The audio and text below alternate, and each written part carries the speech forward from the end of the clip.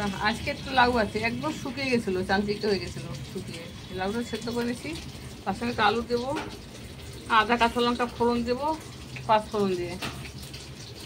আর অল্প দুটো চিংড়ি মাছ আছে, দেখুন দুটো চিংড়ি মাছ আছে, চিংড়ি মাছগুলো দিয়ে দেবো।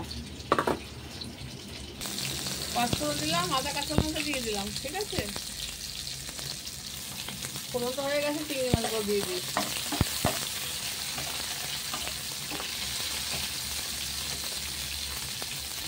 এবার আলুগুলো দিয়ে দেবো,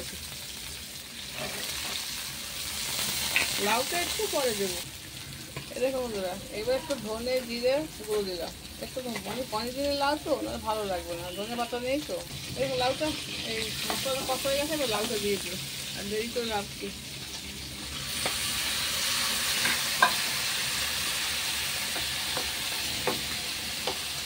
লাউটা দিয়ে দিলাম,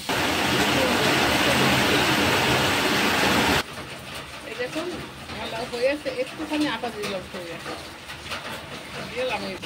দেখো লাউ তরকারিটা হয়ে গেছে, লাউ দিয়ে আলু দিয়ে চিংড়ি মাছ দিয়ে করে দিলাম, কত সুন্দর হয়েছে দেখতে। দেখুন কি করবো, লাউটা একটুখানি ছিল, শুকিয়ে গেছিলো, একদম শুকিয়ে গেছিলো, কি করবো তাই করে দিলাম।